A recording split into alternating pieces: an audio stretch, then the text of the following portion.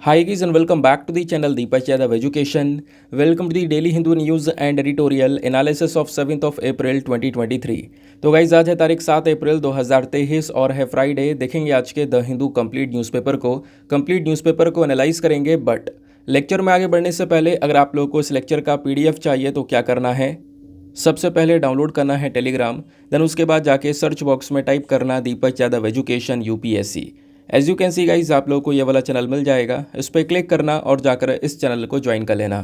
Join करने से फ़ायदा क्या होगा, यहाँ पर डेली बेसिस पर लेक्चर का पीडीएफ मिल जाता है, डेली करंट अफेयर के वीडियो का पीडीएफ मिल जाता है और डेली बेसिस पर बहुत सारे डिजिटल नोट्स मिल जाते हैं। नाउ बढ़ते हैं आगे बढ़ने से पहले हमेशा की तरह हम लोग अपने लेक्चर को एक मैप के क्वेश्चन के साथ स्टार्ट करेंगे। तो आज आप सभी लोगों को मैप में जाकर देखना है नेत्रवली वाइल्ड लाइफ सेंचुरी को, काफ़ी चर्चा में है।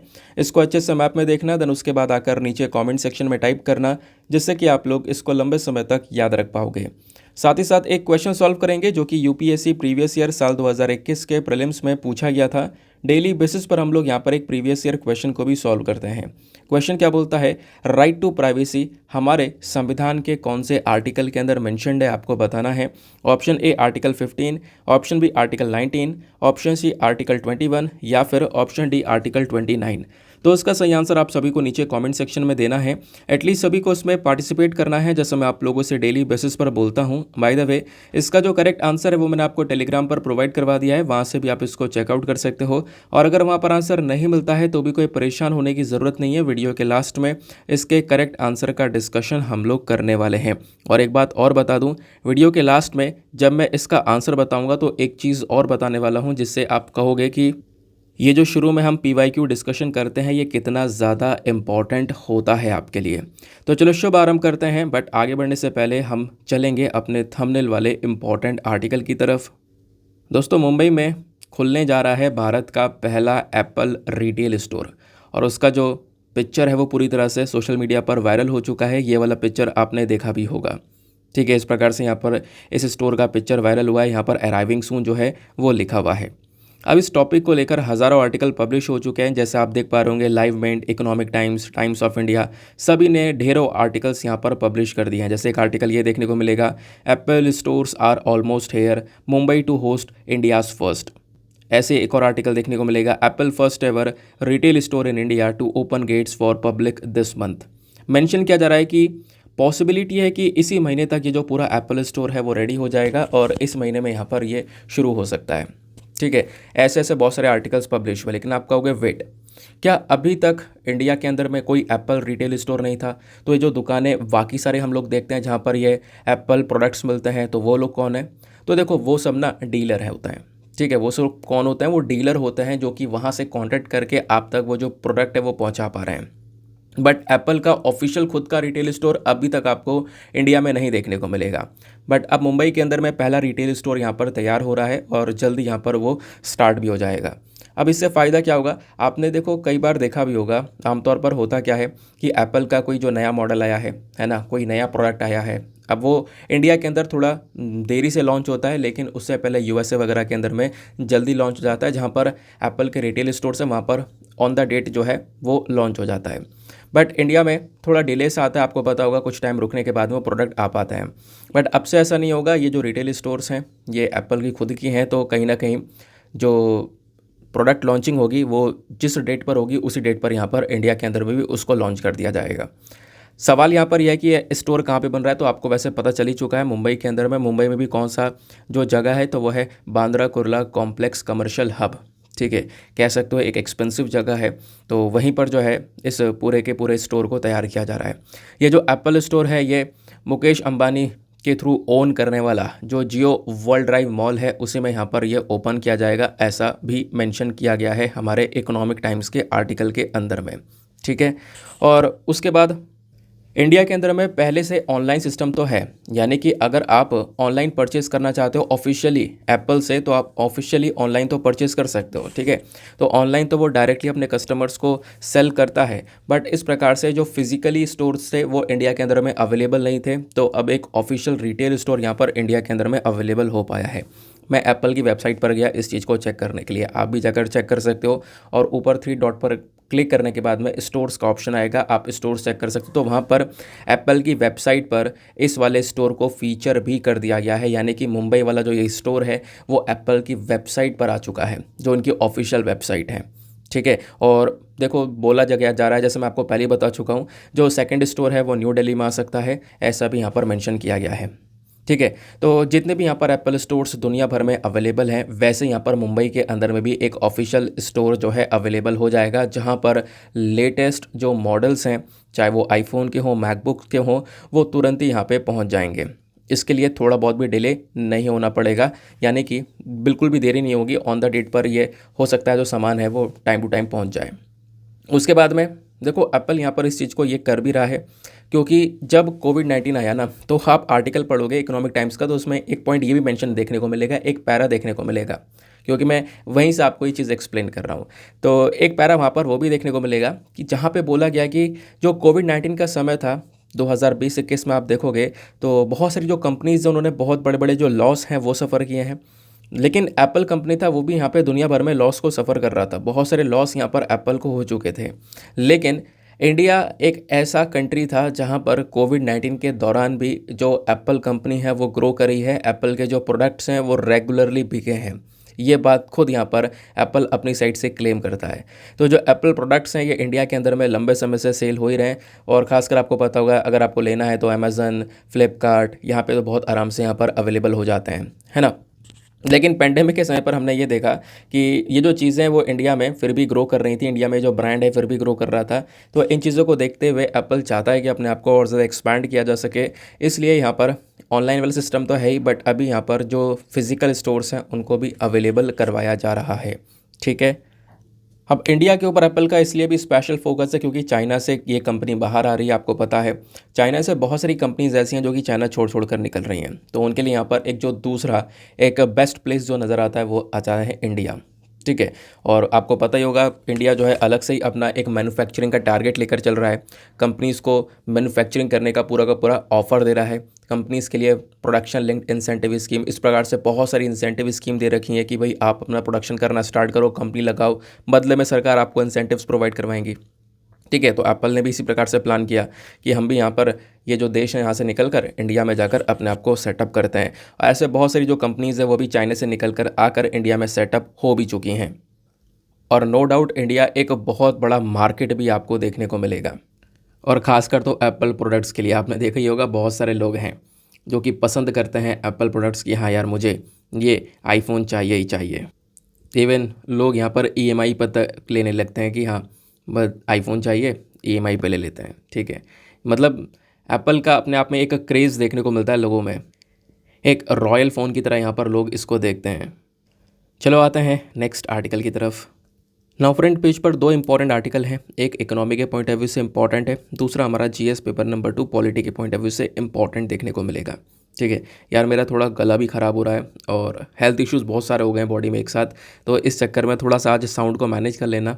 ठीक है, मैं कोशिश तो कर रहा हूँ अपनी साइड से पूरी एनर्जी के साथ बोलूँ, बट ज़्यादा एनर्जी के साथ बोलने में थ्रोट में पेन भी बहुत हो रहा है। ठीक है, तो थोड़ा सा मैनेज कर लेना यार, आज के लिए कोशिश करेंगे अपन जल्दी जल्दी रिकवर हो जाएँ। नाउ ये जो आर्टिकल आपको देखने को मिल रहा है ये इंपॉर्टेंट इसलिए भी है क्योंकि देखो फेक न्यूज़ वाला जो टॉपिक है ना ये काफ़ी चर्चा में, और कुछ दिन हो चुके हैं, कुछ दिन पहले मैंने फेक न्यूज़ को लेकर एक एडिटोरियल भी डिस्कस किया था, आपको याद होगा, है ना। और उसके बारे में आप एक आंसर राइटिंग भी कर चुके हो, ये भी याद होगा, जो आंसर राइटिंग लिख चुके हैं उनको पता होगा कि हमने एक टॉपिक डिटेल से डिस्कस किया था।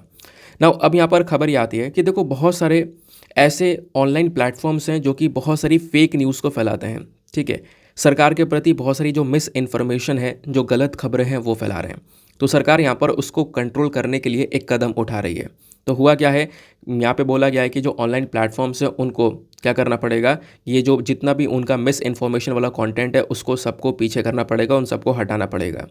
हुआ यहाँ पर यह कि एक नया अमेंडमेंट किया जा रहा है आईटी रूल्स 2021 के अंदर में, और इसी आर्टिकल से रिलेटेड यहाँ पर ये बराबर वाला आर्टिकल भी है। हालांकि बराबर वाला आर्टिकल का जो कॉन्टेक्स्ट है वो थोड़ा अलग है, लेकिन एक दोनों के साथ में ये सिमिलर है। ठीक है, तो हमारा जो आईटी रूल्स है, इंफॉर्मेशन टेक्नोलॉजी जो रूल्स है 2021 वाला, इसके अंदर में एक नया अमेंडमेंट किया गया है, एक नया बदलाव किया गया है। उस अमेंडमेंट के तहत यहाँ पर बोला जा रहा है कि सरकार यानी कि जो हमारी सेंट्रल गवर्नमेंट है उसके खिलाफ में अगर कोई भी फेक न्यूज़ फैलाई जाती है तो उस प्रति ऑनलाइन प्लेटफॉर्म को लेकर कह सकते हो कि जो स्टेप्स वगैरह हैं वो लिए जा सकते हैं। सरकार ने इसके लिए बोला है कि हम लोग एक पूरी एजेंसी को अपॉइंट करेंगे, एक पूरी एजेंसी बनाई जाएगी। जैसे आज के समय में प्रेस इन्फॉर्मेशन ब्यूरो है ना, पीआईबी, ये आपको बताती रहती है फैक्ट चेक करके कि ये न्यूज़ गलत है या सही है ना। पीआईबी के ऊपर अगर आप डेटा देखोगे तो सारा सरकारी डेटा है, वहाँ पे सरकार ही पब्लिश कर रही है, तो वहाँ पे पीआईबी पे कोई भी फेक न्यूज़ आने की संभावना नहीं है।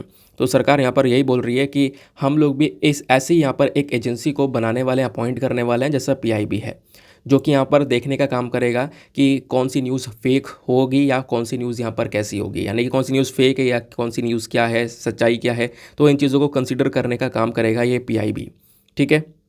तो जो हमारे minister of state for electronics and information technology हैं राजीव चंद्रशेखर जी, जैसा यहाँ पर आप देख पा रहे होंगे, इनका क्या कहना है, I don't want anybody to conflict this as some battleground between free speech and misinformation। हुआ यहाँ पर ये कि अभी जैसे मैंने बोला ना कि हाँ सरकार के खिलाफ कोई यहाँ पर मिस इन्फॉर्मेशन होगी तो उसको यहाँ पर टैकल करने के लिए काम किया जाएगा। अब क्या होगा, एकदम से काफ़ी लोग यहाँ पर ये चीज़ समझ लेंगे कि हम सरकार के खिलाफ बोल ही नहीं सकते, है ना, हम सरकार के खिलाफ कुछ बोल ही नहीं सकते, तो फिर ऐसी डेमोक्रेसी का क्या फ़ायदा, और जो हमारे पास में फंडामेंटल राइट्स है, फ्रीडम ऑफ स्पीच और एक्सप्रेशन, उसका क्या फ़ायदा। तो यहाँ पर क्लियर किया गया कि देखो बिल्कुल आपके पास में फ्रीडम ऑफ स्पीच है, आप बिल्कुल खुलकर बोलो, सरकार की क्रिटिसाइजेशन आप कर सकते हो, निंदा कर सकते हो, लेकिन ध्यान रखना फ्रीडम ऑफ स्पीच और मिस इन्फॉर्मेशन दोनों में फ़र्क होता है। आप यहाँ पे खुलकर एक बात बोल रहे हो, लेकिन ध्यान रखना वो बात सही भी तो होनी चाहिए, ऐसा ना हो कि वो बात गलत है। ठीक है, गवर्नमेंट के खिलाफ आपने बोली है, वो बात गलत है और वो फेक है बेसिकली, तो कहीं ना कहीं यहाँ पर वो आपके फ्रीडम ऑफ स्पीच का हिस्सा नहीं बनता है। तो इसीलिए इस चीज़ का ध्यान में रखना होगा। बाकी जैसी एजेंसी बनेगी बहुत सारे न्यूज़ आर्टिकल पब्लिश होंगे, आपको इसके बारे में क्लैरिटी मिलती चली जाएगी। लेकिन ध्यान रखना ये हमने चेंज किस में किया है, आईटी रूल 2021 में। और इसके साथ साथ एक और छोटा सा अमेंडमेंट किया गया है, एक और बदलाव हुआ है, जहाँ पर जो ऑनलाइन गेमिंग होता है, जो मनी गेमिंग होता है, उसको भी हम टैकल कर रहे हैं। तो आईटी रूल 2021 में एक और यहाँ पर चेंज करते हुए बोला है कि जितने भी रियल मनी गेम्स हैं आज के समय में चल रहे हैं ना, वैसे मुझे पता नहीं है ज़्यादा, काफ़ी बार मैं एडवर्टीजमेंट वगैरह आ जाते हैं तो मैंने देखे भी हैं, ऑनलाइन जो गेम्स चल रहे हैं, है ना, कि इतना डालो इतना कमाओ, ऐसा करके यहाँ पे काफ़ी एडवर्टीजमेंट चलते हैं ना, काफ़ी बेटिंग वाले गेम्स चल रहे हैं, गैम्बलिंग वाले गेम्स चल रहे हैं, सारे सारे ऑनलाइन गेम्स हैं। तो बहुत सारे लोग करते क्या है ना, पैसा कमाने के चक्कर में उस ऑनलाइन गेम में पूरी तरह से डूब भी जाते हैं, बहुत सारा चीज़ें अपनी खो भी देते हैं। काफ़ी बार यहाँ पर वहाँ से जो चीज़ें वो फ्रॉड भी निकली आती हैं। तो उसी वजह से जितने भी ऑनलाइन रियल मनी गेम्स हैं उनको रेगुलेट करने के लिए भी यहाँ पर आईटी रूल 2021 के अंदर में अमेंडमेंट किया गया है। इवन यहाँ पर बोला जा रहा है कि हम लोग क्या करेंगे, हम लोग एक कदम उठाएंगे, जो भी ये गैम्बलिंग प्लेटफॉर्म्स हैं या बैटिंग प्लेटफॉर्म्स हैं, अगर इनका कोई एडवर्टीजमेंट कर रहा होगा तो उसके खिलाफ भी यहाँ पर कदम उठाया जाएगा। ठीक है, आगे आता है नेक्स्ट आर्टिकल पर। उसके बाद जो अगला आर्टिकल आपको यहाँ पर ये देखने को मिलेगा, इसको आप इकोनॉमी से लिंक कर सकते हो, जैसे मैं आपको पहले बता चुका हूँ। अब होता क्या है कि reserve bank of India, RBI के अंदर में ही ना एक कमेटी आती है जिसको हम लोग बोलते हैं मॉनेटरी पॉलिसी कमेटी। इस मॉनेटरी पॉलिसी कमेटी में 6 इंपॉर्टेंट मेंबर्स होते हैं। अब ये जो मॉनेटरी पॉलिसी कमेटी के अंदर 6 मेंबर्स हैं, इनके ऊपर बहुत सारी रिस्पॉन्सिबिलिटीज़ आ जाती हैं। ये क्या क्या डिसाइड करते हैं, बहुत बड़ी बड़ी चीज़ें, हमारे देश में जो इन्फ्लेशन है, जो महंगाई है ना, उसको सेट करने का काम यहाँ पर एमपीसी का है कि इसका टारगेट क्या रहना है। जैसे करंट समय पर 4+-2 का टारगेट होता है कि ज़्यादा से ज़्यादा जो महंगाई है वो 6% होनी चाहिए, कम से कम 2% होनी चाहिए। तो वो किसने सेट किया है, मॉनेटरी पॉलिसी कमेटी ने सेट किया है। ऐसे यहाँ पर जो हमारा रेपो रेट वगैरह होता है वो भी यहाँ पर एमपीसी यानी मॉनेटरी पॉलिसी कमेटी ही डिसाइड करती है। तो अभी क्या हो रहा है, जो रिजर्व बैंक ऑफ इंडिया है इसकी मॉनेटरी पॉलिसी कमेटी बैठती है थर्सडे वाले दिन, और यानी कल के दिन। और अगेन इन्होंने यहाँ पर क्या किया, अब की बार का जो रेपो रेट है उसको अनचेंज रखा है, यानी जो अभी थोड़े दिनों पहले रेपो रेट था 6.5% का, वो अभी भी है 6.5% का रेपो रेट अभी भी चल रहा है, ऐसा यहाँ पर मेंशन किया गया 2023 के अंदर में। ठीक है, एक समय था रेपो रेट काफ़ी कम कर दिया गया था कोविड के समय में, लेकिन अभी पिछले कुछ समय से जो रेपो रेट है वो वापस से बढ़ता चले जा रहा है और 6.5% का हमने एज इट इज़ रखा है। अब की बार कोई बदलाव नहीं किया गया है। अब कहानी तभी समझ में आएगी जब आपको समझ में आएगा रेपो रेट क्या है। ठीक है, क्योंकि ऐसे कई सारे सवाल आपसे बन जाते हैं, तो मैं आपको सिंपल से शब्दों में समझाता हूँ कि रेपो रेट एग्जैक्टली क्या है। एक सेकेंड क्लियर पेज ले लेते हैं थोड़ा सा यहाँ पर, अब समझते हैं। ना दोस्तों, जब हम लोग बात करते हैं रेपो रेट की, तो इसके लिए हम लोग एक चार्ट बनाकर समझेंगे। देखो, एक तरफ तो हो गया आपका reserve bank of India RBI, RBI क्या है? आरबीआई हमारा है सेंट्रल बैंक, ठीक है। दूसरी तरफ हमारे हो गए commercial banks.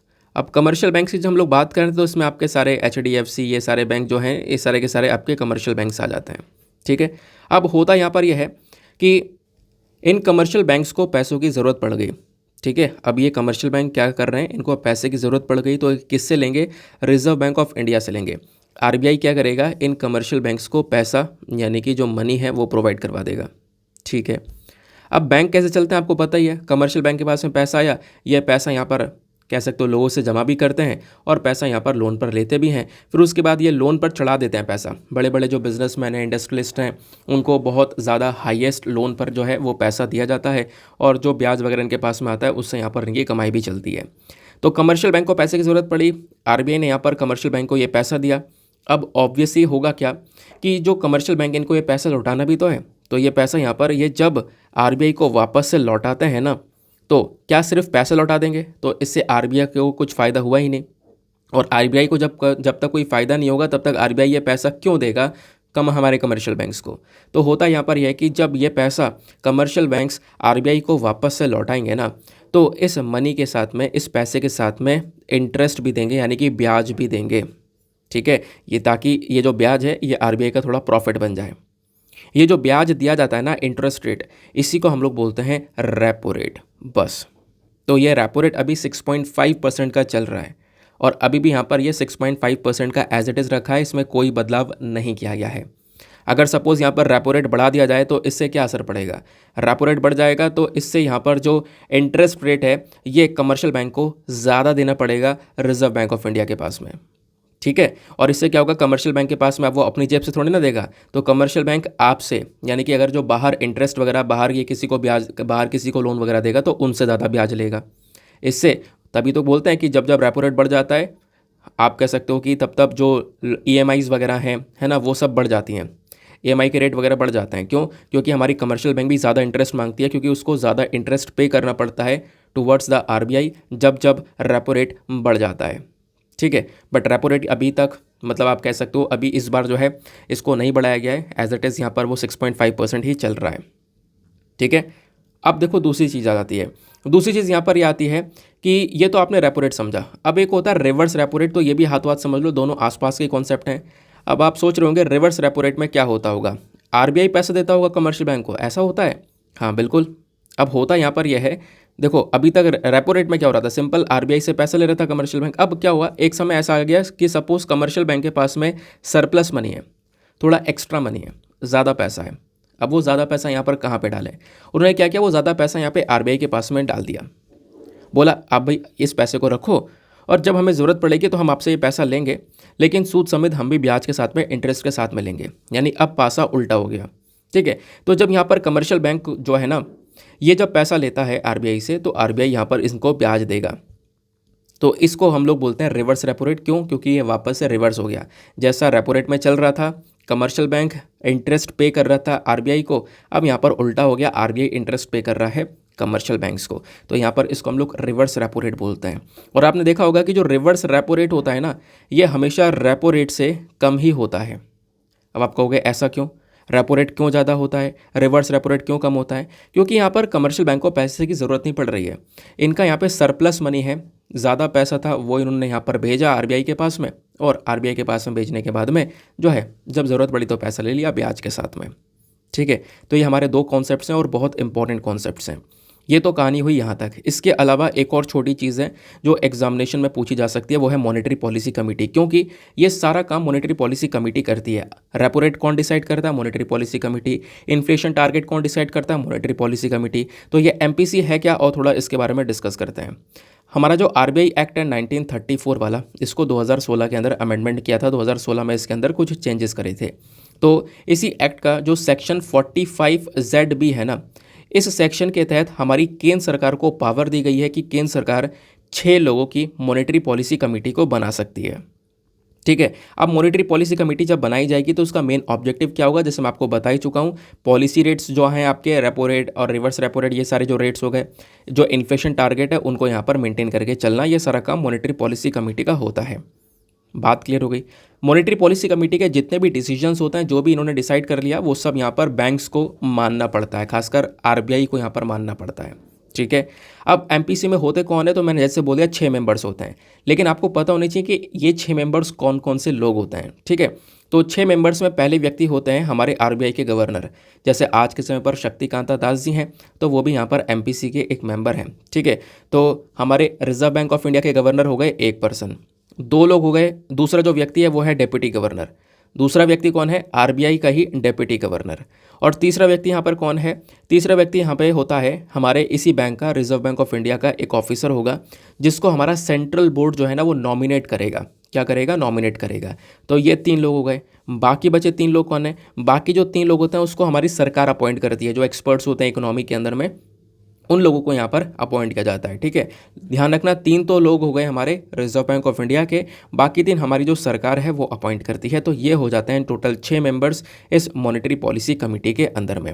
Monetary policy committee के अंदर में काफ़ी सारे इंस्ट्रूमेंट्स हैं, मतलब बहुत सारी चीज़ों को देखने का काम करता है मॉनेटरी पॉलिसी कमेटी, जैसे कि रेपो रेट को लेकर डिसीजन लेना, या स्टैंडिंग डिपॉजिट फैसिलिटी को लेकर, या मार्जिनल स्टैंडिंग फैसिलिटी को लेकर, liquidity adjustment facility, LAF corridor, main liquidity management tool, fine tuning operations, reverse repo rate, bank rate, cash reserve ratio, statutory liquidity ratio, open market operations, ये सारे instruments हैं। ये सारे चीज़ों को लेकर हमारा मॉनेटरी पॉलिसी कमेटी काम करता है।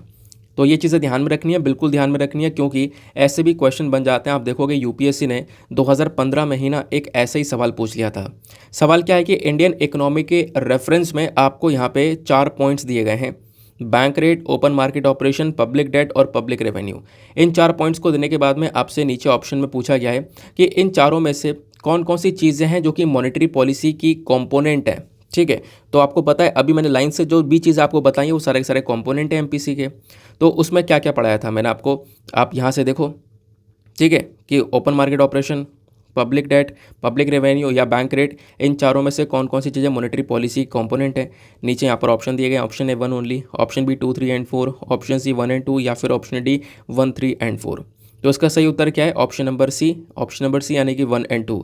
अभी हमने पढ़ा था ना, बैंक रेट और ओपन मार्केट ऑपरेशंस, ये दोनों ही चीज़ें यहाँ पे मॉनेटरी पॉलिसी कमेटी के ही कंपोनेंट्स हैं। पब्लिक डेट और पब्लिक रेवेन्यू से यहाँ पर एमपीसी का कोई लेना देना नहीं है।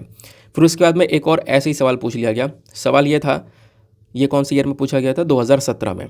2015 में ऊपर वाला सवाल पूछा गया, एक साल छोड़कर फिर 2017 में एक और सवाल पूछा गया कि मॉनेटरी पॉलिसी कमेटी के रिगार्डिंग आपको यहाँ पे 3 स्टेटमेंट्स दिए गए हैं, बताना है कौन सा स्टेटमेंट सही है। पहला स्टेटमेंट, मॉनेटरी पॉलिसी कमेटी ये डिसाइड करती है आरबीआई का जो बेंचमार्क इंटरेस्ट रेट्स हैं उनको डिसाइड करने का काम करती है। सही बात है, इंटरेस्ट रेट डिसाइड करने का काम करती है। दूसरा, यहाँ पे ये मॉनेटरी पॉलिसी कमेटी 12 लोगों की बॉडी है, 12 मेंबर्स होते हैं। तो कहोगे ये गलत बात है, 12 मेंबर्स नहीं होते, 6 मेंबर्स होते हैं। अभी हमने इसको पढ़ा भी था। बाकी यहाँ पर ये बॉडी यूनियन फाइनेंस मिनिस्टर के अंदर में आती है, ऐसा तो कुछ हमने पढ़ा ही नहीं था, है ना। Monetary policy committee basically RBI के गवर्नर के अंडर में आ रही है, ना कि यूनियन फाइनेंस मिनिस्टर के अंदर में। तो हमारा थर्ड वाला ऑप्शन भी हो जाता है गलत। तो मतलब केवल इसका सही उत्तर कौन सा होना चाहिए, केवल और केवल स्टेटमेंट 1 सही होना चाहिए। तो इस वजह से ऑप्शन नंबर ए इसका करेक्ट आंसर होना चाहिए, जो कि है भी। ठीक है, तो क्लियर हो गया ये। आगे आते हैं नेक्स्ट आर्टिकल पर। ना दोस्तों, आगे बढ़ने से पहले मेक श्योर करना वीडियो पे जो लाइक का बटन है उसको प्रेस कर देना। एक छोटा सा हमारा टारगेट है 5K प्लस लाइक्स का, जिसको आप अचीव करवा सकते हो। साथ ही साथ मेरे साथ में इंस्टाग्राम पे कनेक्ट कर सकते हो। इंस्टाग्राम पे जाना, सर्च बॉक्स में लिखना दीपक यादव एजुकेशन, आपको ये प्रोफाइल मिलेगा जहाँ पर 12,000 से ज़्यादा लोग जुड़े हुए हैं। आप भी मेरे साथ में पर्सनली जुड़ सकते हो। यहाँ पर 2 आर्टिकल देखने को मिलेंगे। एक आर्टिकल तो यही है जिसको अभी हम थोड़ी देर पहले डिस्कस कर चुके हैं, पेज नंबर 1 के ऊपर में आईटी रूल्स 2021 वाला जो आर्टिकल डिस्कस किया था, ये वही वाला है। उसके बगल में एक और छोटा सा आर्टिकल आपको यहाँ पर ये देखने को मिलेगा। क्या बोला जा रहा है कि जो हमारे मिनिस्ट्री ऑफ होम अफेयर्स है, जो गृह मंत्रालय है, इन्होंने रिकमेंड किया है सीबीआई की इन्वेस्टिगेशन करने के लिए। अब सीबीआई की इन्वेस्टिगेशन किसके प्रति करने के लिए बोला है, जो ऑक्सफैम इंडिया है। ऑक्सफैम इंडिया बेसिकली एक एनजीओ है, नॉन गवर्नमेंटल ऑर्गेनाइजेशन है। ठीक है, तो इसके प्रति यहाँ पर एक इन्वेस्टिगेशन करने के लिए यहाँ पर मिनिस्ट्री ऑफ होम अफेयर्स ने ये रिकमेंड किया है कि इसके प्रति यहाँ पर एक इन्वेस्टिगेशन होनी चाहिए। सवाल ये उठता है कि आखिरकार क्यों।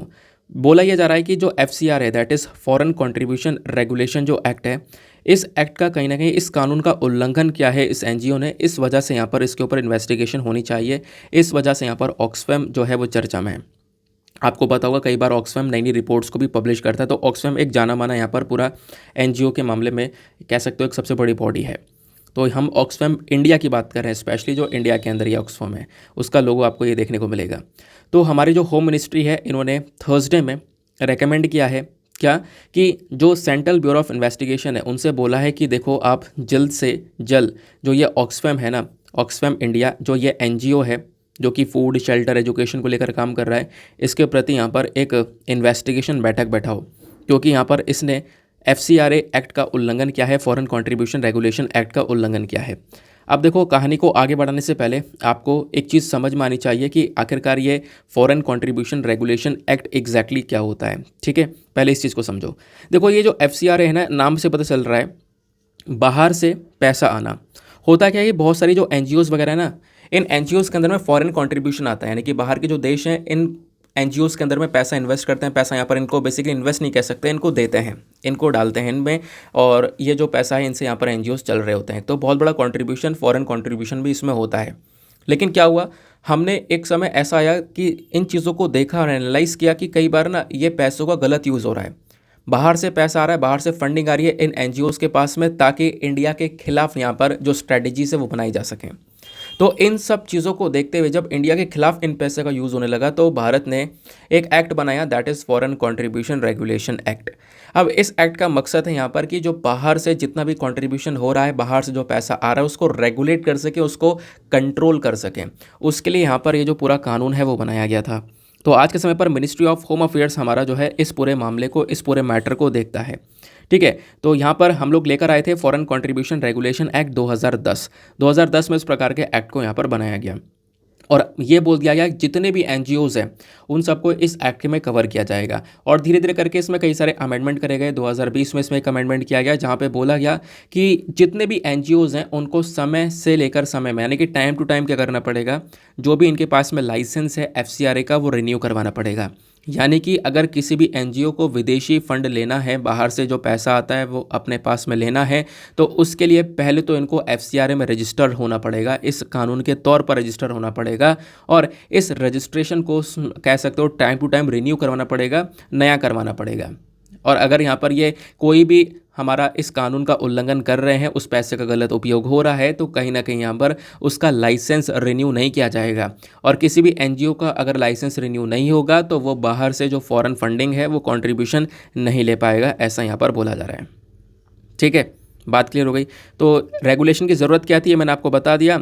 अभी 2020 में इसके अंदर एक संशोधन, एक अमेंडमेंट किया गया था, वो मैंने आपको समझा दिया। देखो बोला यह जा रहा है कि कहीं ना कहीं यहाँ पर ऑक्सफैम इंडिया के थ्रू कई सारे घोटाले किए जा रहे हैं। ठीक है, इवन यहाँ पर बोला जा रहा है कि ऑक्सफैम ने लगभग 1.5 करोड़ रुपया रिसीव किया है फॉरेन कंट्रीब्यूशन से। बाहर से 1.5 करोड़ रुपया आया, उसका यहाँ पर यूज़ किया, लेकिन ये जो पैसा आना चाहिए ये इनके FCRA वाला जो अकाउंट है, FCRA का अकाउंट है, एक अलग से स्पेशल अकाउंट बनाना पड़ता है इनको, उस वाले अकाउंट में आना चाहिए था, इस फॉरेन कंट्रीब्यूशन वाले अकाउंट में आना चाहिए था यह पैसा, लेकिन उस वाले अकाउंट में नहीं आया।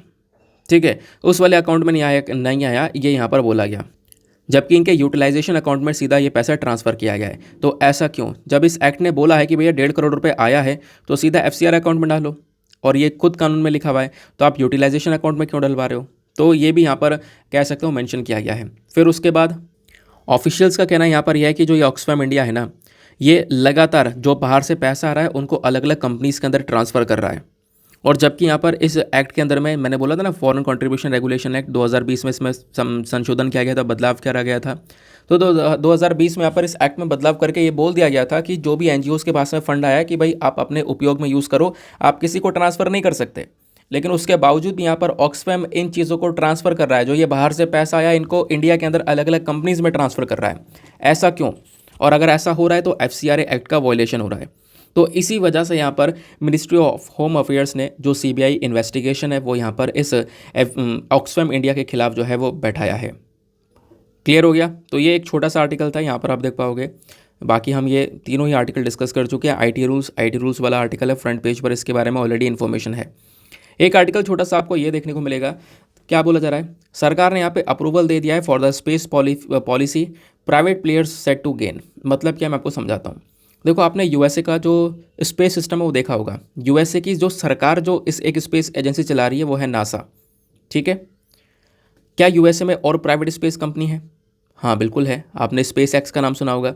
स्पेस एक्स किसके अंडर में आता है? Space x basically Elon Musk का है, पूरी स्पेस एजेंसी, लेकिन ये प्राइवेट है, सरकार के अंडर में नहीं आ रही है। सरकार के अंडर में केवल नासा आ रहा है। और इलॉन मस्क क्या, पूरा का पूरा स्पेस एक्स है, वो एक प्राइवेट स्पेस एजेंसी है। इसी प्रकार से ब्लू ओरिजिन का नाम आपने सुना होगा। ब्लू ओरिजिन जो है वो जेफ बेजोस की है, ठीक है, जो अमेजोन के मालिक हैं जेफ बेजोस, उनका भी यहाँ पर एक स्पेस एजेंसी है, वो है ब्लू ओरिजिन। तो ऐसे लोग हैं जिनकी खुद की प्राइवेट स्पेस एजेंसीज हैं जो कि खुलकर काम कर रही हैं। अब इससे होता यहाँ पर यह कि जो प्राइवेट स्पेस एजेंसीज है ना, ये यूएस की जो नासा है, यूएस की जो सरकार चला रही है, उसकी काफ़ी मदद कर देती हैं। नासा को छोटे मोटे काम करवाने होते हैं तो वो यहाँ पर इन स्पेस एक्स और ब्लू ओरिजिन से भी फटाफट करवा देता है सारे काम। तो नासा के पास में टाइम बच जाता है, पैसा ही बच जाता है काफ़ी बार, तो नासा के पास में बहुत समय बच गया, तो इसकी वजह से बड़ी बड़ी और भी रिसर्चेज जो है वो कर पाते हैं। बट इंडिया में क्या है, इंडिया में केवल और केवल आपको एक ही स्पेस एजेंसी देखने को मिलेगी, that is ISRO, Indian Space Research Organisation, वो हमारी सरकार के अंडर में आती है। अब सरकार ने इसी चीज़ को एनालाइज किया क्योंकि अब सारा बर्डन इसरो पे ही है, सारा रिसर्च करना है, सैटेलाइट लॉन्च करना, नई चीज़ें बनाना, और बजट भी इसरो का कम है। तो इस वजह से यहाँ पर सरकार ने एक अप्रूव कर दी है इंडियन स्पेस पॉलिसी 2023। इस स्पेस पॉलिसी के तहत क्या होगा कि हम लोग भी अपने देश में जो प्राइवेट सेक्टर है इसका पार्टिसिपेशन करवाएंगे स्पेस सेक्टर में। यानी जो हमारा पूरा का पूरा ये स्पेस सेक्टर है, इसमें अगर कोई प्राइवेट कंपनी पार्टिसिपेट करना चाहती है जो कि इसी फील्ड में काम कर रही हो, वो कर सकती है। तो इसरो अभी फोकस करेगा स्पेशली बहुत सारी रिसर्च और डेवलपमेंट के ऊपर में। जो छोटे छोटे काम होंगे वो यहाँ पर ये प्राइवेट स्पेस एजेंसीज अपनी तरफ से हैंडल कर सकती हैं। इसरो को भी समय मिलेगा, टाइम मिलेगा, तो यहाँ पर बहुत सारी जो रिसर्चेस हैं हम यहाँ पे कर सकते हैं, ठीक है। तो ये जो इंडियन स्पेस पॉलिसी 2023 है, इसको अप्रूव कर दिया गया है कैबिनेट कमेटी के थ्रू, ठीक है। और बोला गया है कि बिल्कुल यहाँ पर इसरो के साथ में एक नई जो प्राइवेट स्पेस इंडस्ट्रीज़ हैं वो ऐड होना चाहती हैं तो आ सकती हैं, और इसरो भी यहाँ पर साथ में मिलकर उनके काम करेगा। और खासकर बोला ये जा रहा है कि जो पॉलिसी है इसने प्राइवेट सेक्टर को अलाउ कर दिया है कि आप बहुत सारी एक्टिविटीज़ में हिस्सा ले सकते हो। यानी कि प्राइवेट सेक्टर क्या क्या कर सकते हैं, सैटेलाइट्स को बना सकते हैं, रॉकेट और लॉन्च व्हीकल्स को यहाँ पर बना सकते हैं, डेटा कलेक्शन कर सकते हैं। तो ये सारी चीज़ें यहाँ पर कह सकते हो, ये सारा काम प्राइवेट स्पेस एजेंसीज़ को दिया जाएगा ताकि इसरो को भी थोड़ी सी मदद मिल सके। जैसे अलग अलग देशों में हो रहा है, वो उनकी प्राइवेट स्पेस एजेंसीज जो है उनकी सरकारी एजेंसीज़ की मदद कर रही हैं, ठीक है। बात क्लियर हो गई। नाउ आगे आते हैं, नेक्स्ट आर्टिकल पर चलते हैं हम लोग अपने एडिटोरियल डिस्कशन पर। ना दोस्तों, आज का मैंने सेशन जो है वो काफ़ी शॉर्ट ही रखा है, ठीक है, थ्रोट पेन की वजह से। तो वैसे कोई खास अभी आर्टिकल नहीं है। वैसे एडिटोरियल पर देखोगे तो इंडियन जस्टिस रिपोर्ट आई है जो कि अभी हम 2-3 दिन पहले डिस्कस कर चुके हैं। इंडिया भूटान इशूज़ है वो अभी हम लोग यहाँ पे परसों भी डिस्कस कर चुके हैं, लगातार 2 दिन से डिस्कस कर रहे हैं। तो एडिटोरियल पर कुछ खास ऐसे रेलिवेंट पॉइंट्स नहीं है जो कि आपको यहाँ पर एग्जामिनेशन के लिए इंपॉर्टेंट देखने को मिले। लेकिन कोई बात नहीं, आपको पता है हम लोग एक एडिटोरियल ऑफ द डे भी लेते हैं, यानी कि जो बहुत इंपॉर्टेंट होता है। तो वो आर्टिकल हमने आज लिया है कहाँ से, बिजनेस लाइन से। तो ये जो बिजनेस लाइन है ये हमारे द हिंदू का ही इनिशिएटिव है, ठीक है। द हिंदू का यहाँ पर ये अलग से एक बॉडी है बिजनेस लाइन, वो जो है बहुत सारे न्यूज़ आर्टिकल को पब्लिश करती है, लेकिन एडिटोरियल बहुत अच्छे आते हैं। आप रोज़ का बिजनेस लाइन और द हिंदू का एडिटोरियल देखोगे ना तो बहुत डिफरेंस आपको नज़र आएंगे।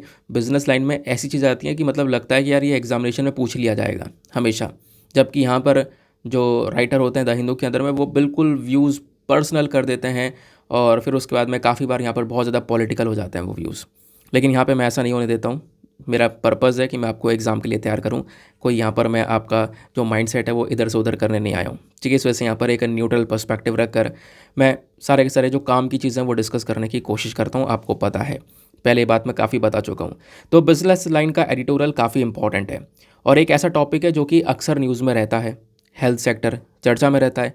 यूपीएससी कई बार सवाल पूछ चुका है मेंस के अंदर में। एडिटोरियल हमारे मेंस के लिए होता है, कई बार पूछ चुका है। तो बेसिकली आप देखोगे आज का जो ये न्यूज़ आर्टिकल है, ये जो पूरा एडिटोरियल है बहुत अच्छा है, जो कि बात करता है इंडिया के फार्मा सेक्टर के बारे में, हमारी हेल्थ इंडस्ट्री के बारे में। तो इंडिया का जो फार्मा सेक्टर है ना, इसको और ज़्यादा अपस्किलिंग करने की ज़रूरत है, यानी कि यहाँ पर लोगों को स्किल्स प्रोवाइड करवाने की ज़रूरत है, तभी हम आगे ग्रो कर पाएंगे। अदरवाइज़ नहीं तो बहुत सारी जो कंट्रीज़ है वो आगे ग्रो कर रही हैं। तो इस एडिटोरियल को 2 राइटर ने मिलकर लिखा है, सुदर्शन जैन है और रंजित मदन है। तो समझेंगे आखिरकार ये क्या कहना चाहते हैं। दोस्तों बहुत ध्यान से चीज़ों को सुनना है क्योंकि आज का जो मेंस का क्वेश्चन है वो इसी आर्टिकल के ऊपर बेस्ड होने वाला है। तो अच्छे से सुनोगे तभी अपने क्वेश्चन को अटेम्प्ट भी आप कर पाओगे, ठीक है। तो इस एडिटोरियल की जो सारी इन्फॉर्मेशन है, एक एक पॉइंट जो है वो सब आपको स्क्रीन पर नीचे दिखाई पड़ेगा। राइटर पहले इसका एक कॉन्टेक्स्ट लिखते हैं आर्टिकल का। वो ये बोलते हैं कि इंडिया का जो फार्मास्यूटिकल इंडस्ट्री है ना, ये तेज़ी से यहाँ पर ग्रो कर रही है और 3-4 चीज़ों के लिए जानी जाती है।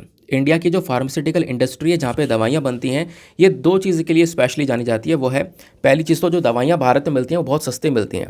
इतनी सस्ती दवाइयाँ आपको दुनिया में कहीं नहीं देखने को मिलेंगी जितनी इंडिया में देखने को मिलती हैं। दूसरा, जो हमारी जेनरिक मेडिसिन्स होती हैं, जेनरिक मेडिसिन्स क्या होती हैं आगे मैं आपको थोड़ी देर बाद में समझाऊंगा। तो जेनरिक मेडिसिन्स जो इंडिया में मिलती हैं वो हाई क्वालिटी की होती हैं, यानी कि बाहर विदेशी कोई कंपनी है, उसकी एक बहुत बढ़िया क्वालिटी की दवाई है ना, जो कि दुनिया भर में जानी जाती है, लेकिन वो बहुत महंगी है, कोई अफोर्ड नहीं कर पा रहा है, तो उसी की कॉपी यहाँ पर इंडिया के अंदर बनाई जाती है। उसको हम लोग जेनरिक मेडिसिन बोलते हैं, सिंपल शब्दों में, ठीक है। और वो वाली मेडिसिन बहुत हाई क्वालिटी की होती है, लमसम सिमिलर तरीके से काम करती है, लेकिन वो इंडिया में बहुत सस्ती होती है। तो ये यहाँ पर बोला गया। तो इंडियन फार्मास्यूटिकल इंडस्ट्री में ये दो चीज़ें तो बहुत ही ज़्यादा इंपॉर्टेंट नज़र आती हैं। लेकिन इसके साथ साथ आप देखोगे, ये जो इंडस्ट्री है ना, उसके बावजूद भी, यानी इतनी चीज़ें होने के बावजूद भी बहुत प्रॉब्लम्स को फेस कर रही है। और इसके चक्कर में जो हमारे पास में टैग है ना दुनिया भर में कि हम एक सबसे बढ़िया फार्मास्यूटिकल प्रोड्यूसर हैं वैल्यू के टर्म्स में, वो टैग में कहीं ना कहीं बहुत प्रॉब्लम्स आने वाले समय पर आने वाली हैं अगर हमने इन प्रॉब्लम्स को टैकल नहीं किया। इंडिया की फार्मास्यूटिकल इंडस्ट्री दुनिया भर में तीसरे नंबर पर आने वाली, वॉल्यूम के टर्म्स में बता रहा हूँ, तीसरे नंबर पर आने वाली सबसे बड़ी इंडस्ट्री है। इवन आज के समय में जो इंडियन फार्मास्यूटिकल मार्केट है, तो पूरा दवाइयों का मार्केट है भारत के अंदर में, वो लगभग $50 बिलियन का है, $50 बिलियन का, जिसमें से $25 बिलियन का हम केवल और केवल एक्सपोर्ट करते हैं, एक्सपोर्ट मार्केट है। $50 बिलियन का मार्केट, जिसमें से आधा यानी $25 बिलियन का एक्सपोर्ट करते हैं। तो आप इमेजिन कर सकते हो एक हेल्दी मार्केट है ये इंडिया के अंदर में। और इवन बोला ये जा रहा है कि जो डोमेस्टिक मार्केट है इंडिया का, ये हम टारगेट लेकर चल रहे हैं कि 2030 तक ये $130 बिलियन का पहुंच जाएगा। और इसमें से 60% के आसपास, यानी 50% से भी ज़्यादा, 60% के आसपास का हम एक्सपोर्ट कर रहे होंगे अगर हम सही से कदम उठा पाए तो। और अगर प्रॉब्लम्स से हम नहीं लड़ पाए तो ये इंडस्ट्री और डूब भी सकती है।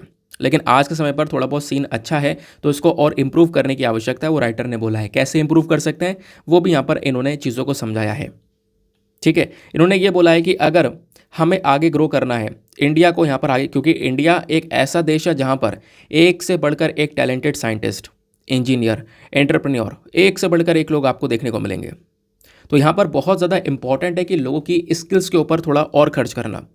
तो ये हमारी ज़रूरत भी, लोगों को यहाँ पर थोड़े और ज़्यादा स्किल्स प्रोवाइड करवाए पाएँ हम लोग, ताकि वो लोग यहाँ पर इंडिया के प्रति अपना जो कॉन्ट्रीब्यूशन उसको बढ़ा दें, ठीक है। लेकिन अब उसी टॉपिक के ऊपर राइटर आ रहे हैं कि भारत में जो ये पूरा फार्मा सेक्टर है, दवाइयों का पूरा सेक्टर है, इसमें क्या क्या चैलेंजेस, क्या क्या चुनौतियाँ इंडिया फेस कर रहा है। सबसे पहली जो चुनौती है ना वो है रेगुलेटरी कंप्लाइंस, यानी कि जो इंडस्ट्री है इसके ऊपर इतने सारे नियम कानून थोप रखे हैं, इतना ज़्यादा इसको रेगुलेट कर रखा है, और ऑब्वियसली बात, जब नियम कानून है तो इंडियन कंपनीज़ को फॉलो भी करने पड़ते हैं। तो इसी के चक्कर में थोड़ा बहुत यहाँ पर हम लोग यही फॉलो करते करते पीछे रह जाते हैं। पिछले कुछ समय में इंडियन कंपनीज़ ने इतनी सारे यहाँ पर ये कानूनी तौर पर परेशानियाँ झेली हैं। कभी कोई इस दवाई की क्वालिटी अच्छी नहीं है, इसको लेकर कोई इशू आ गया, इसका डेटा नहीं है, मैन्युफैक्चरिंग कैसे की गई है ना, इंपोर्ट बैन्स को लेकर। तो इस चक्कर में बहुत सारी जो बिजनेस उन्होंने लॉस भी फेस किए हैं इन सारे इतने भारी भरकम नियम कानून की वजह से। दूसरा जो चैलेंज यहाँ पर बताया जा रहा है वो है इंटेलेक्चुअल प्रॉपर्टी इश्यूज़। देखो, आपने कॉपीराइट का नाम सुना होगा कि आपका कंटेंट, आपने यहाँ पर उस कंटेंट को क्रिएट किया, उसी कंटेंट को यहाँ पर कोई दूसरा व्यक्ति कॉपी कर ले तो वो कहीं ना कहीं कॉपीराइट के अंदर में आ जाता है। ऐसी यहाँ पर एक और चीज़ होती है, वो है इंटेलेक्चुअल प्रॉपर्टी इश्यूज़, ठीक है। अब जो इंटेलेक्चुअल प्रॉपर्टी राइट्स होते हैं ना, ये भी बहुत इंपॉर्टेंट होता है फार्मास्यूटिकल इंडस्ट्री के लिए, खासकर फार्मास्यूटिकल इंडस्ट्री के लिए। होता यह है कि अभी मैं आपको जेनरिक मेडिसिन की कॉन्सेप्ट भी समझाता हूँ। जैसे मान लो यूएस के अंदर कोई कंपनी है, उन्होंने बहुत सारा पैसा लगाकर रिसर्च और इनोवेशंस किए, बहुत सारा यहाँ पर पैसा लगाया, रिसर्च किया, उसके बाद में कोई दवाई को इन्होंने बनाया और बेस्ट क्वालिटी की दवाई बनाई। अब जब ये दवाई बनाते हैं ना तो उसके ऊपर ये पेटेंट ले लेते हैं, है ना, पेटेंट वगैरह ले लिए जाते हैं ताकि यहाँ पर कोई दूसरा व्यक्ति उसी दवाई को सेम कॉपी ना करके बेच सके। लेकिन जो पेटेंट है ऐसा नहीं है लाइफ टाइम के लिए मिलेगा, कुछ समय के लिए, हद से 15-20 साल के लिए वो पेटेंट मिल जाता है। 15-20 साल तक यहाँ पर वो कंपनी उस पेटेंट से बहुत सारा पैसा कमा लेती है, क्योंकि वो अकेले यहाँ पर उस दवाई को बेच रही होती है, ठीक है। अब जैसे ही यहाँ पर उसका पेटेंट खत्म होता है, समय खत्म होता है, इंडियन कंपनीज क्या करती हैं, उसी टाइप की जो दवाई है उसको कॉपी करके बना लेती हैं। सॉल्ट का कुछ ऊपर नीचे कर देते हैं, सॉल्ट थोड़ा बदल देते हैं, बाकी सब कुछ सिमिलर रहता है, यानी कि दवाई बहुत कारगर साबित होती है। लेकिन सपोज यहाँ पे वो दवाई अगर यूएस में बन रही थी 200 रुपये की, तो यहाँ पे वो मिलेगी 100 रुपये की, आधा रेट हो जाएगा, बहुत कम दाम में आपको वो जेनरिक मेडिसिन देखने को मिलेंगी। इन्हीं को मेडिसिन को हम लोग यहाँ पर जेनरिक मेडिसिन बोलते हैं।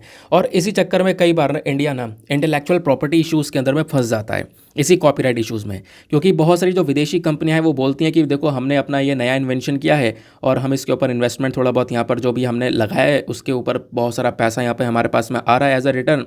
जबकि यहाँ पर इंडियन कंपनीज क्या कर रही हैं, इन लॉस का वॉयलेशन कर रही हैं, सीधा सीधा यहाँ पर वो इस दवाइयों को कॉपी कर रही हैं।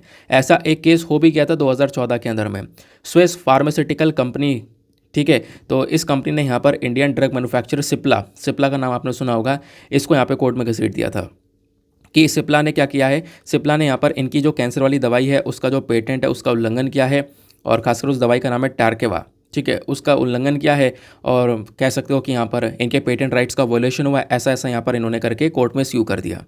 हालांकि यहाँ पर दिल्ली हाई कोर्ट ने इस केस को देखा और जो विदेशी कंपनी है उसके फेवर में यहाँ पर ये चीज़ें सुनाई थी, क्योंकि यहाँ पर बिल्कुल जो सिप्ला है उन्होंने कॉपीराइट जो पेटेंट्स है उसका बेसिकली जो इन्फ्रिंजमेंट है, इसका उल्लंघन है वो कर दिया था, ठीक है। ऐसे कई सारे केस हो जाते हैं, होते रहते हैं। तो एक चैलेंज ये हो गया। तीसरा चैलेंज जो है हमारे फार्मास्यूटिकल इंडस्ट्री में वो है प्राइस कंट्रोल, ठीक है। गवर्नमेंट ऑफ इंडिया क्या करती है, जितनी भी ज़रूरी दवाइयाँ हैं उनके प्राइसेस को रेगुलेट करने की कोशिश करती है। और कई बार क्या होता है ना कि सरकार ये कोशिश करती है कि ये दवाइयाँ जो बहुत ज़रूरी हैं, एसेंशियल मेडिसिन है, इनको सस्ते से सस्ते दाम में मार्केट में पहुँचाया जाए। इससे क्या होता है, कंपनीज़ को कभी कभी प्रॉफिट होता ही नहीं है, कंपनीज को थोड़ा बहुत प्रॉफिट हो पाता है, प्रॉफिट बहुत ही कम रह जाता है, इनका बहुत ही ना के बराबर प्रॉफिट रह जाता है, प्रॉफिट का कोई मार्जिन बचता ही नहीं है। तो जब प्रॉफिट का कोई मार्जिन नहीं बचा तो भाई खाली उनकी बस खाली दाल रोटी चल रही है, और उनको दवाई बनाई, थोड़ा बहुत यहाँ पे पैसा मिल रहा है बस। अब वो पैसा इनके पास में ज़्यादा कमाई हो नहीं रही है, तो वो पैसा आगे रिसर्च इनोवेशंस के ऊपर नहीं खर्च कर पा रहे हैं। तो ये भी कहीं ना कहीं एक बहुत बड़ा इशू है कि सरकार कभी कभी दवाई बहुत सस्ती कर देती है, एसेंशियल मेडिसिन को रेगुलेट करने की कोशिश करती है, इस चक्कर में कंपनीज़ को ज़्यादा कोई फ़ायदा होता नहीं है। और कंपनीज़ को जब फ़ायदा नहीं होगा तो उनके पास पैसा नहीं आएगा, पैसा नहीं आएगा तो ये बाकी आगे अपनी कंपनी को डेवलप करने के लिए जो रिसर्च और डेवलपमेंट एक्टिविटीज़ है वो नहीं कर पाएंगे, नए नए सामानों के ऊपर इन्वेस्टमेंट नहीं कर पाएंगे। तो ये इशू यहाँ पर देखने को मिल जाता है। फिर एक और इशू यहाँ पर राइटर बोलते हैं वो लैक ऑफ इनोवेशन। हमारी जो इंडिया के अंदर फार्मास्यूटिकल इंडस्ट्रीज़ हैं इनमें एक सबसे बड़ी चीज़ है कि हम लोग इनोवेशंस के ऊपर नहीं फोकस कर रहे हैं, रिसर्च और डेवलपमेंट के ऊपर फोकस ज़्यादा नहीं कर रहे हैं, हम केवल जेनरिक ड्रग्स के ऊपर फोकस कर रहे हैं। बाहर की दवाइयाँ हैं, उनका पेटेंट खत्म हुआ तो फटाफट यहाँ पर उसी को कॉपी कर लिया, क्योंकि वो लोग तो रिसर्च और डेवलपमेंट करके बना चुके हैं, लेकिन इंडिया में जो ये जेनरिक मेडिसिन से रिसर्च और डेवलपमेंट करके इतनी नहीं बनाई जाती हैं। तो यहाँ पर कहीं ना कहीं बोला जा रहा है कि रिसर्च और डेवलपमेंट की आवश्यकता है। ये जो इंडस्ट्री है इसको यहाँ पर एक स्ट्रॉन्ग बेस बनाना पड़ेगा इनोवेशन के मामले में, हमें भी यहाँ पर नए नए आविष्कार करने होंगे, ठीक है। क्योंकि यहाँ पर अगर मार्केट में कोई नई ड्रग आपको लेकर आनी है तो उसके लिए आपको दूसरी ड्रग का इंतजार करना पड़ता है, तो वो चीज़ ख़त्म करके आप नए नए इनोवेशंस खुद से कर सकते हो। फिर उसके बाद में यहाँ पर एक और चैलेंज राइटर बोलते हैं वो है इंफ्रास्ट्रक्चरल चैलेंज। इंडिया के अंदर में जो इंफ्रास्ट्रक्चर है, खासकर ट्रांसपोर्टेशन हो गया, एनर्जी हो गया, कम्युनिकेशन हो गया, इसको लेकर भी जो हमारी फार्मास्यूटिकल इंडस्ट्रीज़ हैं वो कई सारी प्रॉब्लम्स फेस करती हैं। ये देखो, अगर यहाँ पे इंडिया के अंदर में प्रॉपरली ट्रांसपोर्टेशन नहीं होगा तो इससे समय पर जो सामान्य दवाइयाँ वो नहीं पहुँच पाएंगी, है ना। तो ऐसे कई सारी प्रॉब्लम्स होने लगती हैं। कई बार यहाँ पे कह सकते हो कि पावर आउटेजेस देखने को मिल जाते हैं, लाइट इतनी प्रॉपर नहीं आती है, कम्युनिकेशन ब्रेक होने लगते हैं। तो इससे भी क्या होगा कि जो मैन्युफैक्चरिंग हो रही है, दवाइयाँ का मैन्युफैक्चरिंग हो रही है, वहाँ पर भी बिल्कुल पूरी बिजली की रिक्वायरमेंट है, तो वो सही से यहाँ पर काम नहीं हो पाता, उसके ऊपर भी एक असर पड़ता है। फिर उसके बाद में एक और चैलेंज है जो कि हमारी इंडस्ट्री फेस कर रही है वो है स्किल्ड वर्कफोर्स। इंडिया के अंदर में जो फार्मास्यूटिकल इंडस्ट्रीज़ आपको देखने को मिल रही हैं, ठीक है, तो बोला ये जा रहा है कि वहाँ पर जो लोग हैं ना वो स्किल्ड वाले लोग नहीं हैं, जिनके पास में मतलब स्किल होनी चाहिए, ऐसे लोग आपको बहुत कम देखने को मिलेंगे। लोगों के पास में स्किल्स की काफ़ी ज़्यादा कमी है, ठीक है। तो इसकी चीज़ की भी जो हमें रिक्वायरमेंट है वो देखने को मिल जाएगी, ऐसा यहाँ पर मेंशन किया गया। तो स्किल्ड प्रोफेशनल्स की इंडस्ट्री में काफ़ी बड़ा शॉर्टेज है, इस चक्कर में हम लोग प्रॉपरली आगे ग्रो नहीं कर पा रहे हैं। फिर एक और प्रॉब्लम है वो है दुनिया भर का कंपटीशन। इंडिया की जो फार्मास्यूटिकल इंडस्ट्रीज़ हैं वो लगातार उनका एक टक्कर का कंपटीशन चलता है चाइना के साथ में। ऐसा क्यों? क्योंकि चाइना भी क्या करता है, बहुत कम दाम में अच्छी दवाइयों को देने की कैपेसिटी अपने पास में रखता है। तो इंडिया का जो टक्कर है वो लगातार चाइना के साथ में चल रहा है, और चाइना के साथ में इसलिए भी चल रहा है क्योंकि एक पॉइंट ये भी है, एक सबसे बड़ा नुकसान हमारी इंडस्ट्री का ये भी है क्योंकि हम चाइना के ऊपर निर्भर बहुत ज़्यादा हैं। दवाई बनाने के लिए हमें क्या चाहिए होता है, एपीआई चाहिए होता है, that is active pharmaceutical ingredients. दवाइयों के अंदर में इंग्रेडिएंट्स यूज़ किया जाता है, उस एपीआई की वजह से वो दवाई बन पाती है, ठीक है। और आज के समय में चाइना जो है एपीआई के मामले में एक सबसे बड़ा प्रोड्यूसर है और इंडियन कंपनीज बहुत ज़्यादा निर्भर हैं चाइना के ऊपर में, कह सकते हो, इस एपीआई को लेकर। तो चाइना से हम बहुत सारा जो एपीआई है वो परचेज़ करते हैं, तब जाके यहाँ पर दवाइयाँ बन पाती हैं, तो आप ऐसा कह सकते हो। इवन यहाँ पर जो भारत के अंदर में दवाई बनाने वाले जो इम्पोर्टर हैं वो लगभग कह सकते हो कि चाइना से 70% के आसपास का जो रिक्वायरमेंट अपना वो पूरा करते हैं। तो आप इमेजिन करो 70% की ज़रूरतें हम चाइना से पूरी कर रहे हैं, तब जाके दवाइयाँ बन पा रही हैं। फिर उसके बाद में जो डेटा ब्रिज मार्केट रिसर्च है, इसकी रिपोर्ट के अकॉर्डिंग बात करें, जो ये एक्टिव फार्मास्यूटिकल इंग्रेडिएंट यानी कि जो एपीआई मार्केट है ना, आप ये लगाओ एपीआई मार्केट कितना बड़ा है। 2021 में API market 300.72 trillion US dollars का था। माय गॉड, ये नंबर आप देखो। और ये मार्केट इतना बड़ा था एपीआई का 2021 में, दुनिया भर का मार्केट। और इवन यहाँ पर बोला जा रहा है कि 2029 में ये मार्केट जो है 540.33 ट्रिलियन यूएस डॉलर्स का पहुँच सकता है। ट्रिलियन की बात कर रहा हूँ मैं, यहाँ पे मिलियन बिलियन की बात नहीं कर रहा हूँ, ट्रिलियन डॉलर्स की बात कर रहा हूँ, ठीक है। तो कहीं ना कहीं यहाँ पर एक बहुत बड़ी ग्रोथ इस मार्केट में आपको देखने को मिल जाती हैं। तो ये तो यहाँ पे हमारे सारे के सारे इश्यूज़। अब हम डिस्कस करेंगे कुछ वे फॉरवर्ड को, यानी कि राइटर कुछ सजेशन देते हैं कि हमें क्या करना चाहिए अपनी इंडस्ट्री को इम्प्रूव करने के लिए। सबसे पहला काम, रिसर्च और इनोवेशंस को बढ़ाना होगा। देखो, हर चीज़ यहाँ पे वहाँ से कॉपी करके नहीं बनाई जा सकती, आपको थोड़ा रिसर्च और इनोवेशंस थोड़े बहुत करने पड़ेंगे, क्योंकि इस इंडस्ट्री में अगर हम रिसर्च और इनोवेशन नहीं करेंगे तो आने वाले समय पर काफ़ी पीछे रह जाएंगे, ठीक है। बहुत सारे लोग हमारे पास में एक्सपर्ट्स बैठे हुए हैं साइंस में, बहुत सारे लोग यहाँ पर एक्सपर्ट्स हैं, तो उनको हमें प्रॉपर यूज़ करना भी चाहिए, ठीक है। फिर उसके बाद में नेक्स्ट जो यहाँ पर सजेशन दिया राइटर, वो बोलते हैं एंश्योरिंग प्रॉपर रेगुलेशन। भले ही यहाँ पर आप ठीक है रेगुलेट करो, कोई बात नहीं, इन कंपनीज़ के ऊपर आपको कानून नियम लगाने लगाओ, लेकिन आप ऐसा भी रेगुलेशन ना करो कि उस कंपनी को लॉस ही होने लगे, ठीक है। तो ज़्यादातर अगर कंपनीज ऐसे इतने कठोर नियम से लॉस में हो रही होंगी तो कोई दूसरी नई इंडस्ट्री उस वाले नियम में आना नहीं चाहेगी, ठीक है। उसका बेसिकली अगर वो उस इंडस्ट्री में, उस फील्ड में उतरना चाहती है तो भी नहीं उतर पाएगी, क्योंकि उसे पता है कि भाई मेरा लॉस होना है, ठीक है। तो इन चीज़ों का ध्यान रखना होगा। फिर उसके बाद में डिजिटल टेक्नोलॉजी को थोड़ा बढ़ावा देना होगा, क्योंकि डिजिटल टेक्नोलॉजी हमें क्या करेगी, बहुत ज़्यादा एफिशिएंसी हमारे इस सेक्टर में लेकर आने वाली है, नए नए इनोवेशंस लेकर आने वाली है। जैसे फॉर एग्जांपल डिजिटल टेक्नोलॉजी का हम यूज़ कर सकते हैं ट्रायल्स के लिए, इफेक्टिवली और एफिशिएंट ट्रायल्स जो है वो यहाँ पर किए जा सकते हैं। फिर उसके बाद में हमें दूसरा काम करना होगा, वो है कॉम्पिटिवनेस। कॉम्पिटिटिवनेस क्या होता है कि देखो, कंपटीशन बहुत ज़्यादा है, चाइना के साथ हमारा कंपटीशन है, तो उसको थोड़ा सा मेंटेन करने के लिए हमें क्या करना पड़ेगा, अपनी जो मार्केटिंग है, सेल है, मैनेजमेंट है, इसके अंदर में हमें थोड़ी चीज़ों को बढ़ानी पड़ेंगी। स्किल्स को यहाँ पर इंक्रीज़ करना पड़ेगा सेल्स में। हमारी स्किल्स अगर सेल्स में अच्छी होंगी तो हम ज़्यादा बिक्री कर पाएंगे, ठीक है। तो ये यहाँ पर मेंशन किया जा रहा है। उसके लिए हम अपने जो एम्प्लॉयज़ उनको ट्रेन कर सकते हैं। फिर उसके बाद वही बात आ रही है, नेक्स्ट एक और सजेशन, स्किलिंग फार्मा प्रोफेशनल्स। इस पूरे इंडस्ट्री के अंदर में जितने भी लोग काम कर रहे हैं उनके पास में जो भी स्किल्स है वो आज के समय पर काफ़ी पुरानी हो चुकी है, और समय से समय में लगभग आपको कह सकते हो कि टाइम टू टाइम में क्या करना पड़ता है, जो स्किल्स हैं उनको रिफ़ाइन करने की ज़रूरत होती है। समय के साथ में चलना बहुत ज़्यादा ज़रूरी है, नहीं तो फिर समय आगे निकल जाएगा, इंसान पीछे रह जाएगा, ठीक है। तो उनको यहाँ पर स्किल्स उनकी जो है उनको रिफ़ाइन करना बहुत ज़्यादा ज़रूरी है। इसके लिए यहाँ पर जो एजुकेशनल प्रोग्राम्स वगैरह हैं वो चलाए जा सकते हैं स्किल डेवलपमेंट के लिए, ताकि हम अपने इस इंडस्ट्री को सही से आगे ग्रो कर सकें। जो इसको एक टैग मिला हुआ है एक बेस्ट इंडस्ट्री का फार्मास्यूटिकल सेक्टर में, वो यहाँ पर टैग को हमें बनाए रखना है, ठीक है। तो ये था पूरा का पूरा एडिटोरियल। आई होप गाइज आपको यहाँ पर अच्छे से क्लैरिटी मिल चुकी है। अब इस पूरे आर्टिकल के बेसिस पर आज का हमारा मेंस का क्वेश्चन है, इस क्वेश्चन को आप अटेम्प्ट करना। क्वेश्चन क्या बोलता है, what are the key challenges faced by India's pharmaceutical sector and how can they be address to ensure sustained growth and competitiveness in global market. क्या क्या चैलेंजेस, क्या क्या चुनौतियां देखने को मिलती हैं जो हमारा इंडियन फार्मास्यूटिकल सेक्टर जो है फेस कर रहा है, ठीक है, इनसे जूझ रहा है, कैसे हम यहाँ पर इन सारे चैलेंजेस को टैकल कर सकते हैं, ये चीज़ आपको बतानी है, ठीक है ना। कैसे हम इन चैलेंजेस से निपट सकते हैं वो आपको समझाना है, ताकि हम अपने इस पूरे सेक्टर की ग्रोथ को मेंटेन कर सकें अपने इस दुनिया भर के मार्केट में। मैं हिंदी में भी एक बार रीड कर देता हूँ। तो भारत में जो फार्मास्यूटिकल क्षेत्र है इसके सामने प्रमुख चुनौतियाँ क्या हैं ये समझाना है, और दुनिया भर का जो बाज़ार है, वैश्विक बाज़ार में जो निरंतर विकास और साथ ही साथ में कंपटीशन को सुनिश्चित करने के लिए उन्हें कैसे संबोधित किया जा सकता है, यह आपको यहाँ पर बताना है। 250 शब्दों में आंसर लिखना और आंसर लिखने के बाद में कहाँ पर सबमिट करना है, टेलीग्राम पर जाना और वहाँ पे जाके सर्च बॉक्स में लिखना Deepak Yadav education means answer writing. Full form लिखोगे, आपको मेरा टेलीग्राम चैनल मिलेगा जहाँ पे 50,000 से ज़्यादा लोग जुड़े हुए हैं। आप भी जाकर वहाँ पर अपने आंसर्स को लिखकर सेंड कर सकते हो। आंसर लिखकर सेंड करोगे तो दोस्तों एक छोटा सा काम और करना है, एटलीस्ट सभी लोगों को 2-2 आंसर्स रिव्यू भी करने हैं। 15 मिनट लगेंगे। और एक चीज़ और, देखो मेरे पास में बहुत सारी चीज़ें ऐसी आती हैं जहाँ पर लोग मुझसे बोलते भी हैं कि सर लोग अपना आंसर रिव्यू करवा लेते हैं लेकिन वो करते नहीं हैं। तो देखो फिर इससे क्या फ़ायदा। आप भी अपना आंसर, जब आप दूसरे का आंसर रिव्यू नहीं करोगे तो आप मत करवाओ, ठीक है। क्योंकि वो जो ग्रुप है उसका मकसद ही है कि आपस में लोग मिलकर कॉपरेट होकर काम कर रहे हैं, ठीक है। वहाँ पे हर चीज़ को मैनेज नहीं किया जा सकता। इस वजह से एटलीस्ट आप 15 मिनट तो दे ही सकते हो ना। 15 मिनट देकर 2 आंसर्स को रिव्यू कर सकते हो।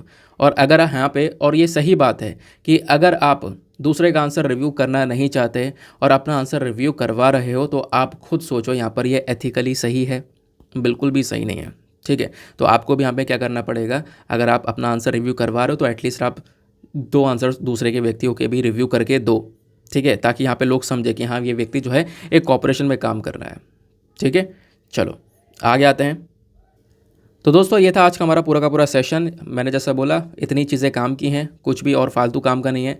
और जैसे मैंने आपको एक चीज़ और बता रहा है कि अगर कुछ काम का और निकलता भी है तो वह आपका अगले दिन पे कवर करवा दिया जाता है। मेरी कोशिश यही होती है कि मैं हमेशा एक बार न्यूज़पेपर को सोने से पहले एक बार एक ओवरव्यू और ले लिया जाए, कुछ काम की और चीज़ें तो वो आपको नेक्स्ट डे पर प्रोवाइड करवा दी जाए, ठीक है।